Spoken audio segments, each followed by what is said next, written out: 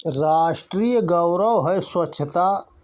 समुद्र में जब ज्वार भाटे आते हैं तब उसमें सामान्य स्तर की नौकाओं का चलना असंभव हो जाता है।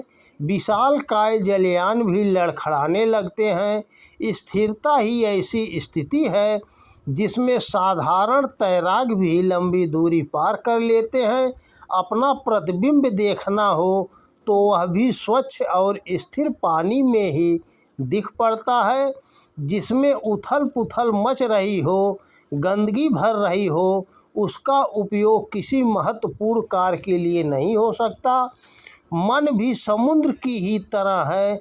समुद्र जल का खारीपन बहुमूल्य होता है, फिर भी उसे पक्षी तक नहीं पीते। मछलियाँ और दूसरे गंदे कीड़े ही उसमें जीवित रह सकते हैं, किंतु जब वह भाप बादल के रूप में निर्मल बन जाता है तो उसका उपयोग वृक्ष, वनस्पतियों, प्राणियों से लेकर मनुष्यों तक सभी प्रसन्नतापूर्वक करते हैं। स्वच्छता सर्वप्रिय है, उपयोगी भी। जमीन से लोहा मिट्टी मिश्रित निकलता है, वह किसी काम का नहीं होता, उससे कुछ भी हम नहीं बना सकते, किंतु जब भट्ठी में तप कर उसका परिशोधन कर लिया जाता है तो उसे बहुमूल्य उपकरणों के रूप में ढाला जा सकता है। कारगर मशीनें बन सकती हैं। आत्मसत्ता की भी यही स्थिति है। जन्मजात रूप से वह अनपढ़ होती है। जन्म जन्मांतरों की हीन प्रवृत्तियां उस पर भस्म की परत की तरह जमी होती हैं। पशुओं को किसी सभ्यता, शिष्टाचार, मर्यादा, अनुशासन का ज्ञान नहीं होता। वे जहाँ तहाँ मल मूत्र त्यागते निर्लज्ज परिभ्रमण करते हैं। दूसरों का खेत चरने में भी उन्हें कोई आपत्ति नहीं होती। उचित अनुचित का वर्गीकरण भी वे नहीं कर पाते। पेट प्रजनन की प्रेरणाओं से प्रेरित होकर जब अपना जीवन यापन करते हैं, वैसे ही कुसंस्कार अनगढ़ स्थिति में यदि मनुष्य पर भी छाए रहें तो न उन्हें नागरिकता का ज्ञान होगा और न सामाजिकता का। कर्तव्य पालन जैसी कोई सीमा रेखा भी उनके सामने नहीं होगी। मनुष्य जीवन में यदि यही स्थिति बनी रहे तो फिर उसे वनमानुष ही कहा जाएगा या नर पशु मानवीय गरिमा के क्षेत्र में प्रवेश करते हुए उसे जिन अनुबंधों का पालन करना पड़ता है उसमें स्वच्छता प्रमुख है। उसी को सभ्यता का ककहरा भी कह सकते हैं। पशुओं को अपने निवास स्थान की, शरीर की सफाई करने की कोई उत्सुकता नहीं होती है। मनुष्य ऐसा न करे तो उसकी स्थिति दुर्गंध भरी स्पर्श जैसी हो जाएगी। उसे शालीनता में रहने के लिए अंग ढक कर रखने पड़ते हैं। माता, भागिनी, पुत्री और पत्नी के बीच का अंतर समझना होता है। दिनचर्या में सभ्यता का सामान्य नियमों का पालन करना पड़ता है। इतना कर सकने वाले ही सभ्य जनों में स्थान पाते हैं। शेष तो उन्मादी अनगढ़ की पंक्ति में खड़े होते हैं और तिरस्कृत किए जाते हैं। यह स्वच्छता शरीर, वस्त्र, घर, पात्र, उपकरण आदि पर लागू करनी होती है। इन सभी को इतनी जल्दी जल्दी साफ करते रहना पड़ता है कि गंदगी की छाप पड़ना आरंभ होने से पूर्व ही उसकी सफाई कर ली जाती है। नित्य कर्म में शरीर शुद्धि ही नहीं, वस्त्रों की, बर्तनों की, घर आंगन की सफाई भी सम्मिलित रहती है। किसी भी सुसंस्कारिता का परिचय सर्वप्रथम इसी कसौटी पर कसा जाता है कि साफ सुथरा चेहरा ही सौंदर्य की अभिव्यक्ति करता है।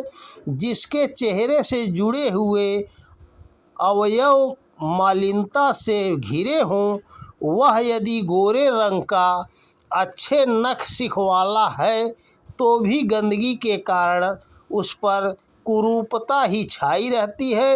वस्तुतः अस्वच्छता कुरूपता भी है और प्रकारांतर में दरिद्रता भी।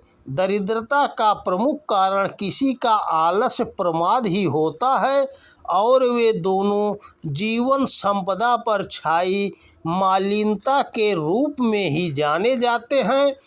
आलस्य प्रमाद प्रकारांतर से मानसिक चारित्रिक गंदगी भी है। स्वच्छता के प्रति श्रद्धा रखने पर जहाँ दृश्यमान गंदगी को हटाने में जागरूकता बरती जाती है, वहाँ स्वाभाविक आदतों और अभ्यासों को भी सुधारा जाता है। उन्हें प्रगतिशील, स्फूर्तिवान और स्वच्छ संपन्न बनाया जाता है। बात शरीर और वस्त्रों तक ही समाप्त नहीं हो जाती। यह कार्य तो अमीर लोग नौकरों की साधन विपुलता के सहारे भी पूरा कराते रहते हैं और स्वभाव तो नौकरों के सहारे सजनियोचित नहीं बनाया जा सकता।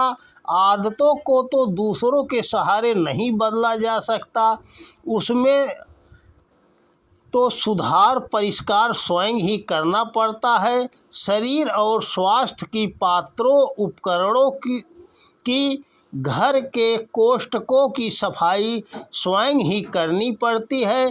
स्वयं न की जाए, दूसरों से कराई जाए तो भी ध्यान तो अपने को ही रखना पड़ता है, अन्यथा दूसरों पर सौंपा गया काम आमतौर से बेगार भुगतने जैसा ही होता है। मनोयोग और सतर्कता के अभाव में गंदगी अपने रहने के लिए कोई न कोई स्थान खोज ही निकालती है और कुरूपता का नग्न विज्ञापन करती है। समुद्र का पानी इसीलिए खारा, मैला और गाढ़ा हुआ कि उसमें पृथ्वी के अनेक क्षार पानी के साथ घुलकर नदियों में होते हुए उसमें जा पहुँचते हैं। बादल भी उसका स्वच्छता वाला अंश ही ग्रहण करते हैं, शेष तो उसी में जमा रहता है और कीचड़ का भंडार क्रमशः बढ़ता ही जाता है। गाढ़ेपन में अभिवृद्धि होते चलना इसी तथ्य का प्रत्यक्ष प्रमाण है। अग्रगमन की गुंजाइश न रहने के कारण सागर अपना सिर पीटता रहता है, दुर्भाग्य को कोसता और हाथ पैर पीटता रहता है तथा उसी को ज्वार भाटे के रूप में उछलते गिरते देखा जाता है। आगे न बढ़ पाना, स्वच्छता को बढ़ाने में असमर्थ न हो पाना वस्तुतः दुर्भाग्य ही है। समुद्र इसी कारण उपेक्षित होता है, अन्यथा इतनी बड़ी जल राशि का उपयोग कारगर प्रयोजनों में हुआ होता तो संसार भर में पेयजल का संकट कभी का हल हो गया होता। सिंचाई के बिना 1 इंच भी धरती की जगह प्यासी न रहती। पृथ्वी पर 2/3 जल और 1/3 थल है।